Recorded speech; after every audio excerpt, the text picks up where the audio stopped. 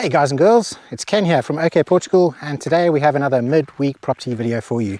Now before we get started, I just want to say a special thank you to John and Debbie from England who commissioned us to create this virtual tour video. Now unfortunately they didn't decide to buy this property, but fortunately they've allowed me to share it with the channel, so thank you very much, we really do appreciate it. Now I just want to note that I'm not an estate agent, I don't sell properties, and I don't make commission from the sale of these properties. I only create virtual tours.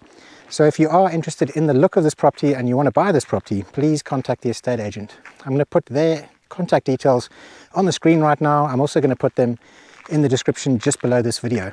And also on that, if you can't make it to Portugal, there's properties that you like the look of here and you'd like me to create a virtual video tour for you, then send me a mail. I'm going to put my contact details also just below this video in the description. So that's enough talking. I hope you enjoy the video. Ciao. Hi John, it's Ken here, and it's a really beautiful day here in central Portugal. We're about 15 kilometers away from Góis, and behind me here is the property that you commissioned us to do. And I just wanted to mention that we are on this, this main road here. So this is a national road, the one running behind me here. It's called the N2, and this road runs all the way from the north, all the way down to the south in Faro. And as a national road, you would think that it would be quite busy, but as you can see behind me here, there's absolutely no cars. I think there's maybe one car every 10 minutes or so. Now it is around 2 p.m, so perhaps that's because of lunch. I'm not too sure exactly, but yeah, it seems pretty traffic free. There's also some beautiful views behind us here. You gave me a list of things that you wanted me to go through, so I'm going to work through that list. And the very first being that on the opposite side of the road here, just in front of the house, there's a big warehouse. Now that warehouse, I've had a look and it looks like it's completely abandoned. It doesn't look like there's anything going on there. I don't see any activity, I don't see any cars. It pretty much looks abandoned. So, you know, I can't imagine there's going to be lots of noise and stuff coming from that area. But anyway, let's go on the tour of the house. So this is the front aspect of the house from the N2. We've got a large fig tree over here. We have a large black walnut tree that gives shade over a parking area. You can access the parking area from this very low gate, and over here you see the house. These stairs lead up to the attic, which we'll get to in a bit, and yeah, let's move our way down to the main property. Now the estate agent has parked their car on the outside here, but we can still see what's going on.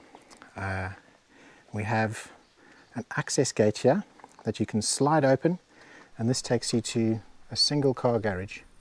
As you can see, there's ventilation in the top of this metal door.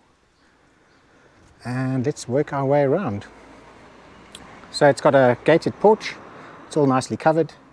There is some guttering going along it here, and I can't quite see the condition of the roof yet, but we will work our way around. Down this side here you've got space for a water meter and an electric meter. At the moment it doesn't look like there is a meter in here. I'm not sure if that's a water meter or an electric meter, but perhaps one of them is missing. And on this side here, you've got a gate that takes you down to the garden area and also down to the basement. So the property itself has, it has mains water, it's got mains electricity, and judging by the cables that are running across in this direction, it could also get a fixed landline. In the area, I did check, there is 4G internet access. And when I did a speed test on Mayo, it gave me a speed of around 6 megabits. I'm not sure if you'll get a different speed with a different provider. So again, here's the garage doors, and this now is the front door of the house. It's made out of aluminium, it's got single pane glass, and this over here is some kind of burglar guard or decoration. So yeah, let's work our way in. Now as we walk in, it's a little bit dark because the electrics aren't on at the moment, but let me give you an idea of what's going on.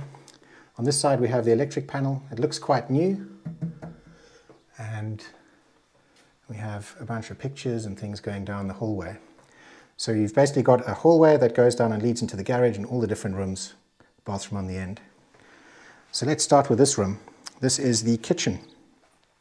Now in your requests, you wanted to know if it's possible to knock this door down between the kitchen and the living room. And yeah, so far if we look at this wall, it seems very thick and load-bearing. Now, I'm not sure if you could take down this entire wall, but chances are you could take down a piece of the wall, or perhaps have some kind of an access, or even build a window, but you'd have to get some kind of a structural engineering to have a look. That wall is definitely made out of brick or tijolo or something. There's no wood in there. Okay, so to give you an idea of the size and space here, we've got this pantry on the side here. Now it's very dark in here, I've got no electricity, but the pantry basically has a bunch of shelves that you can put stuff on. And yeah, it's got like a curtain on it with a little bit of a rail. There is a light bulb, but obviously I can't turn on the electrics at the moment. It looks like the electrics could do with a little bit of updating. I mean, this is, you know, it's quite a basic panel on there. Okay, so the kitchen itself, we are 2.5 meters going this way and 4 meters going this way. So 2.5 by 4, but we have this little pantry area in the way. The kitchen's quite basic. It's got a double sink, nice big windows. The windows themselves are aluminium units, single glazed, and yeah, nice and big, lots of air, or sorry, lots of light. The plumbing looks quite basic. This could do with a little bit of replacing. Obviously I won't be able to turn on anything now because they don't have any of the services connected. I noticed there is an electrical socket on the floor next to the sink, which is quite unusual. We have a basic cooker just on the side here, an extraction hob, and this is where you get your hot water through this gas boiler. And on this side over here we have the fireplace. So it's an open fireplace. It's got quite a small opening. I would say it's probably 40 centimeters by about 50. You might be able to knock some of the bricks out and put like a wood burner or something in there. But without that, it obviously works as an open fire. Now I believe this is the only chimney and the only fireplace in the whole house. And looking back in this direction, we have some cupboard units.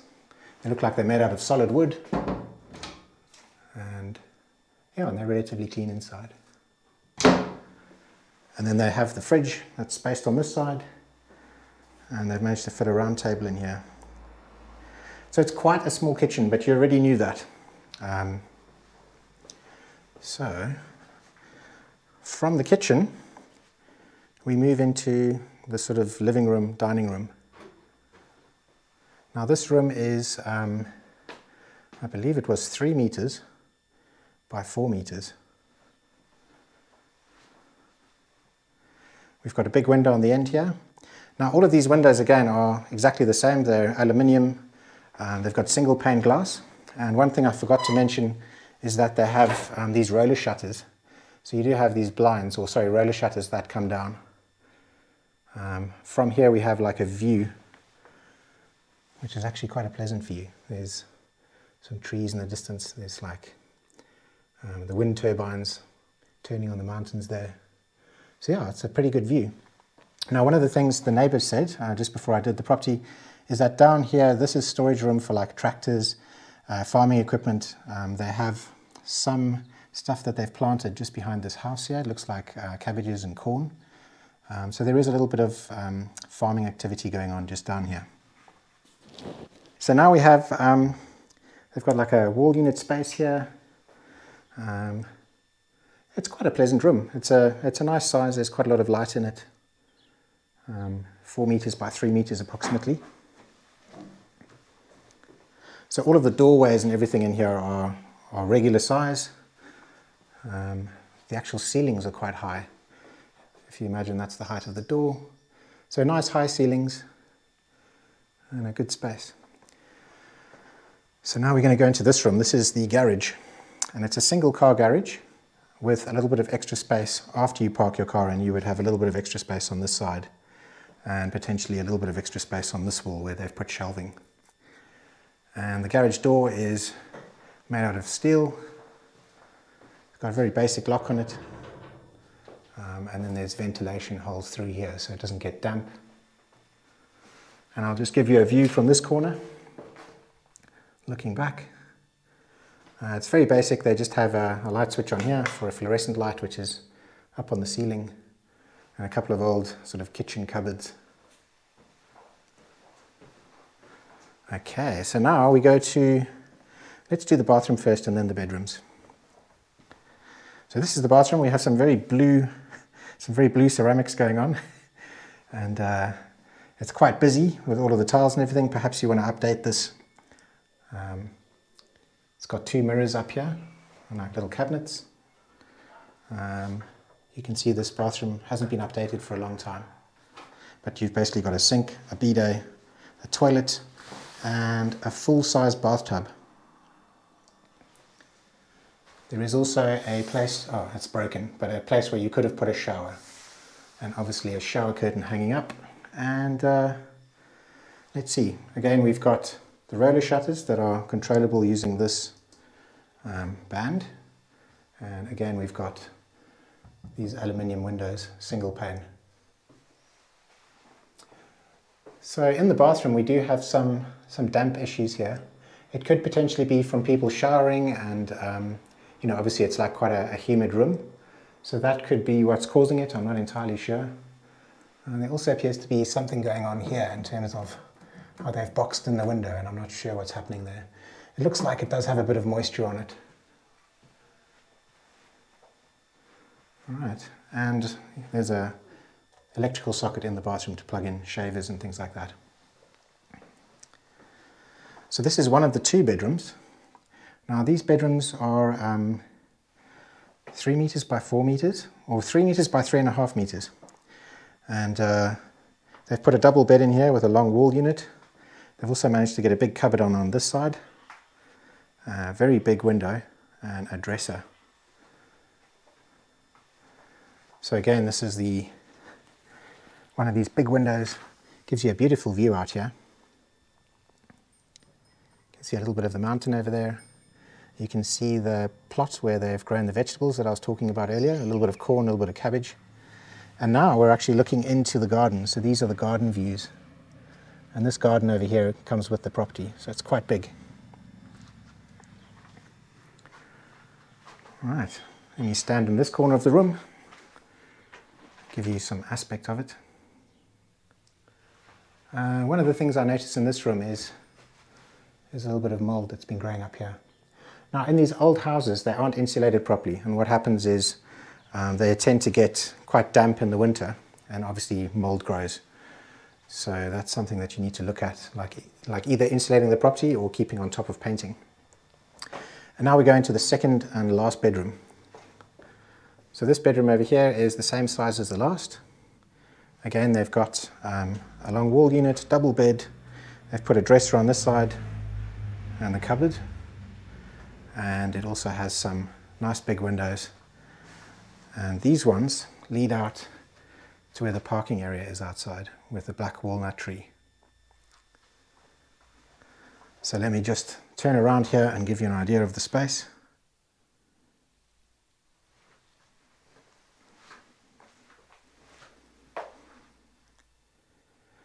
Now, one of the things I noticed in this room is there's quite a lot of wet there. Now above us is an attic, and in that attic I presume there's probably some dripping or something going on that's causing that. There's also a little bit more up in this corner, and there's some cracking going along here. Now obviously this is quite an old building, so I don't know if that cracking is just, you know, it's just some kind of structural subsidence that just happens over time or as the building settled originally. But I just wanted to point that out, that there is a bit of cracking. And you can see just little areas here. It could be superficial. I don't think it's anything particularly bad. And here's some more cracking. This again could just be the render. Okay, so that's it for the inside of the house. I'm going to take you outside now. We're going to go and have a look at the attic.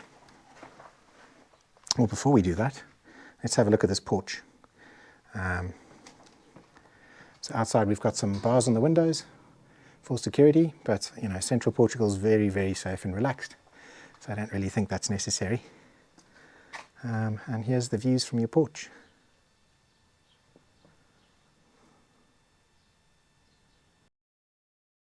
Now we've just come out the house on this side, and I wanted to take you around here again. This is the parking area with a large fig tree, big black walnut for shade, and we have this little gate that you can actually step over. And one of the things you wanted to know was where this barbecue bread oven area is, and this is it right here. So you can see the building needs a little bit of TLC. It's got some wooden doors that are in really bad shape. It's made out of basic sort of cement blocks, but it does house this barbecue area here, which has a chimney, and over here it's got a bread oven. I'm not sure what the condition is of these. Let me open it up and hopefully we don't have any nasty surprises in there. Okay, so yeah, a nice bread oven. Just needs a little bit of a clean out, and I'm sure that'll work just fine.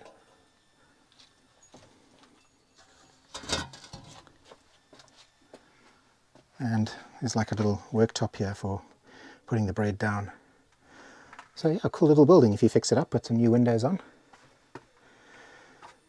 So today's quite a hot day, but underneath the shade of this black walnut it's a lot cooler. So you could park your car underneath here.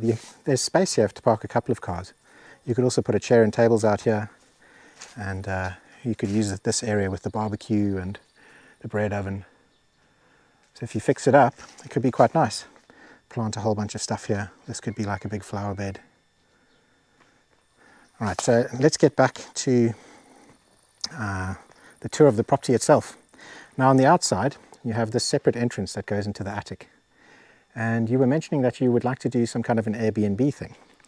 So potentially, you've got the main house for yourself with its own access, and this could be a completely separate area where the guests could go upstairs. So let's go and have a look and see how that could work.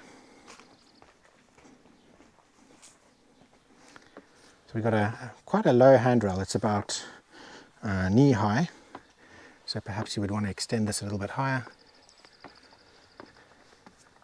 And we come to the doorway. Now this doorway is only 1.5 meters high. Potentially you would have to make this higher, but I don't know how that would work in terms of the structural stability of this roof if you were to increase the height. So that's one potential stumbling block. So we're inside the attic space, and the first thing that you notice is it's quite warm in here. Now the roof is in very good condition, but obviously there's no insulation, so the sun's beating down on these clay tiles and they're really hot. So you would really need to put in some kind of an insulating layer. If you do that, you're going to be bringing down the height of the ceiling as well.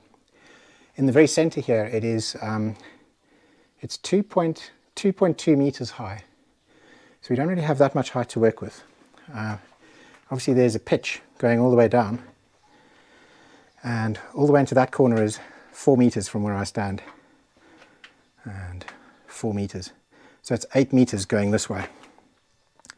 So you've got an 8 meter width, 2.2 high, and the door itself is only 1.5. You know, if you were to increase the height of this door, you would need to knock out a whole bunch of bricks here.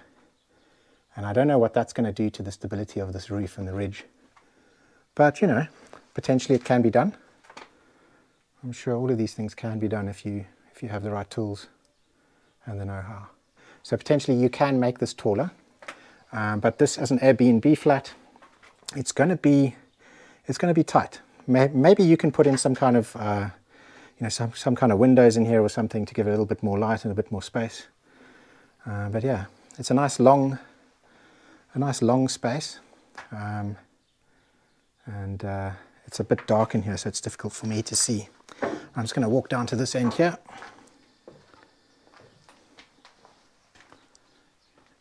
So I can't actually see any holes in the roof itself. I'm not seeing anything that would you know, cause damp. But as you can see, I mean, you know, if the wind's blowing really strongly, it's going to blow water through here if there's big storms. And maybe a little bit of that water will lie on the top here, and that's where you're getting that sort of those damp spots. I mean, this tile over here, you can see there's like a little crack in there.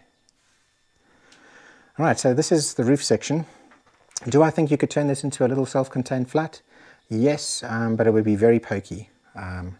You know, the actual usable walkable space is only about 2 meters across of the whole 8 meters, unless you want to duck down. And then you've got to try and fit a bathroom and a bedroom and, you know, a living space. So I would say it's going to be tricky unless you increase the height of the roof.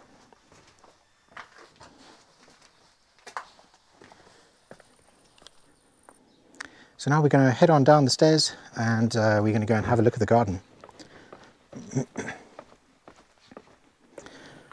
I'm just going to go in this direction here and hop over this little gate, and we'll make our way around. And I'll just give you some views of the property as we walk our way around.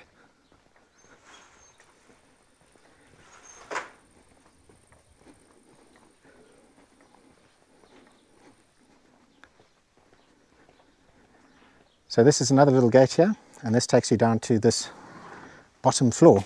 In actual fact, we need to do the bottom floor first before we do the garden, because I completely forgot about it. So this looks like a full-size door.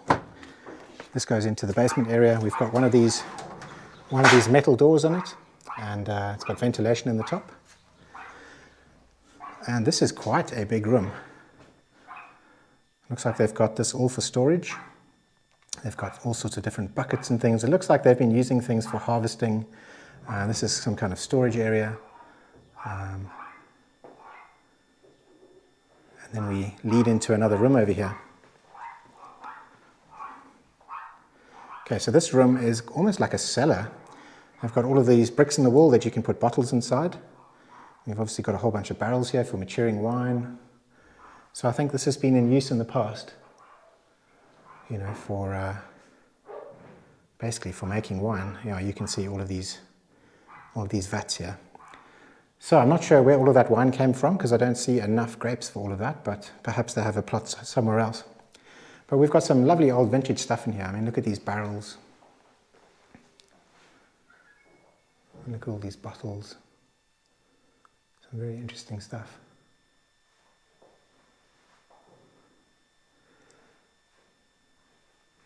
And a whole bunch of old tools up here. A big chandelier. Now, as an Airbnb, it's got its own separate entrance, and it does have water down here. And by the looks of it, that's the pipe for sewage for the upstairs toilet. So potentially this room, or in this room, you could put some kind of a bathroom. You could put a kitchen. It does have water and everything here.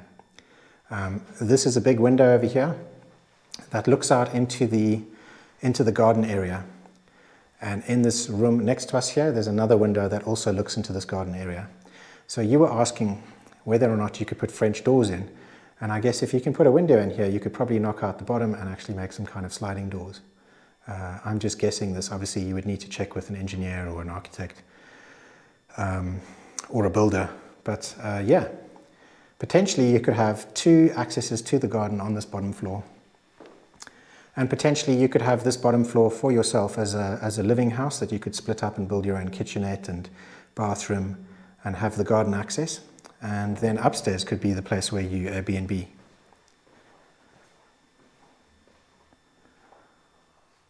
So again, in this room here, you can see the windows and the windows.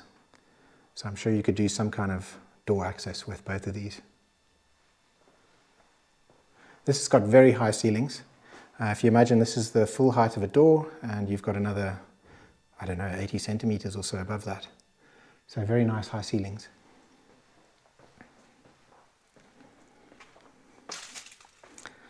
Okay, so this is all nicely covered. We've got some grapes, some roses.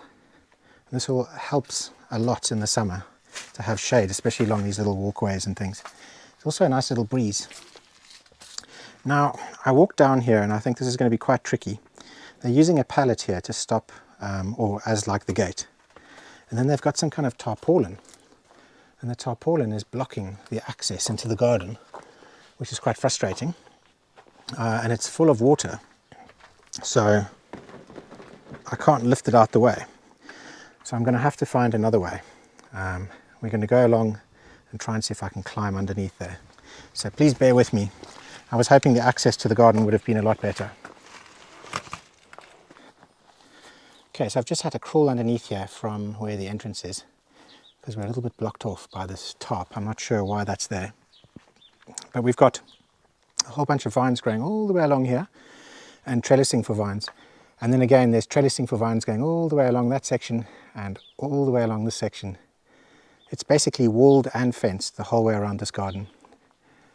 So there's two big apple trees growing here, like really big. In fact, this one is a pear tree, and these two are apple trees. In the background we have some foxglove, and that's actually toxic, but it's a very beautiful plant. And if we look in this direction, we have a really big plum tree. And I'd say that's about 4 or 5 meters tall. Okay, so we're at the other side of the garden. We're looking back at the house. And as you notice there's the 2 windows that could potentially be turned into French doors. I'm not sure, you would have to check with the builder, but you know, if there's a window in there, I can't see why not. You couldn't extend that down to the floor. So yeah, the access could be pretty good there. Now I just wanted to point out that obviously this is the back of the house, the other side is the front. This house is east facing and behind it is west, making south down in that direction and north up in this direction. So that's not really ideal because obviously there's going to be shade in this garden. But it remains to be seen how much shade. You know, this is quite a tall building next to us, and obviously as the building, or as the sun goes behind this building, it's going to start to cast a bigger and bigger shadow.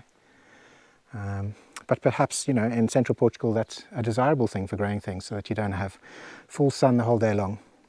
It all depends on what you want. In this corner over here we actually have a sheep. I just spotted him over there. He seems to be all on his own. So I'm not going to get too close to him and disturb him. Basically this is a nice big walled section, and up on the top here is that national road, the N2. So the N2 runs along here, and this is the house. This is where the cars park. That's the stairs going up to the attic, and now the house itself. So I'm on the other side of the garden now, and I'm looking, these are the neighbours. There's absolutely, or actually there is one window there, and it's a tiny little window and it's got a shutter down on it. So, you know, you're not overlooked here at all. I think all the way up in the distance there is another house, but again that looks like all the shutters are down. I don't see any activity. And then you've just got this little forest behind you here with eucalyptus, and then you've got views of this little hill here with all of the trees. So the garden is quite private. You do have this big, I don't know, is that electricity? Actually I think this is telephone because it's wooden poles.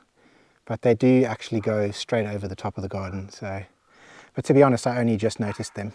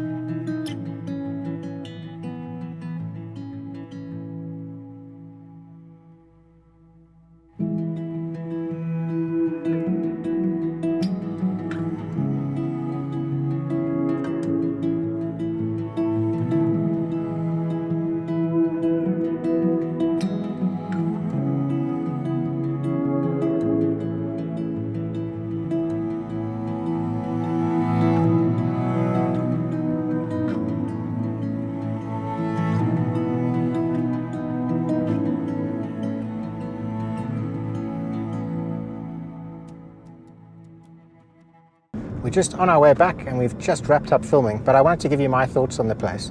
And I personally think the asking price of 59,000 euros is quite high. And the reason is, you know, it's a 2-bedroomed house. It's 2 relatively small bedrooms. You can fit a double bed in there, but if you go any bigger than that, it's going to be a bit cramped. The whole place needs renovation. You can live in it as it is. You know, it just needs a lick of paint on the walls and you could kind of move in. But in terms of comfort, especially during the harsh winters, I think it's going to be very cold. It's going to be quite drafty. It's going to be damp. And so you really do need to get things like double glazing, you know, insulated front door. You need to find a way of insulating the house itself, and also find a way of putting in some heating, because in the wintertime it does get very cold. In fact, this road that we're driving on, this N2 road, it actually has some signs where there's street signs for snow. So I think in this region you'd probably find a little bit of snowfall, and that's in sort of the height of winter. Another thing is the access to the garden is really difficult. Like at the moment you have to walk right out, go down these stairs, you know, it's very overgrown, and the garden itself is very sloped. So it's not a flat garden. The house isn't south facing, it's east facing. And you know, this is a problem because the way that the sun pans across the property, the garden's going to be in shade 2 times a day. So, you know, there's quite a few things that I think don't justify the price. Now, in terms of an Airbnb thing, definitely with the basement, you do have scope there to turn it into an Airbnb type offering. I would say if you wanted the garden for yourselves, perhaps you could build the downstairs out as your living quarters and have the main floor as the Airbnb flat. But in terms of the attic, I'm not sure I can personally see that working. The amount of stand-up room that you have, and the fact that you're going to have to insulate the roof itself so you don't feel the heat from those tiles, means that the living area is going to be very, very small up there. That is, of course, unless you put an entire new roof on and raise the whole thing. But there you're talking a lot of money again. So it all depends on what you want to do with the place. But I think you can definitely make at least one Airbnb flat. The other thing is, are there going to be customers who want to go to that particular area and stay in that house as an Airbnb? So, you know, that's the kind of things that you need to look at. In the immediate surrounding area, there was like a petrol station and a little sort of takeaway shop, but I didn't really see anything else going. I think about 15 kilometers away, there was a river beach. So, you know, people wouldn't really be cycling that or walking that. It's quite a long distance. So yeah, I guess that pretty much wraps it up. I hope you enjoyed the video, and I hope I've managed to show you everything that you wanted to see. I also hope I've gone through your whole list of all of the stuff that you've asked me to sort of focus on. And if you have any questions, drop me an email. And if you have any other properties that you'd like me to go and film for you, let me know. All the best from Ken and Gina. Ciao.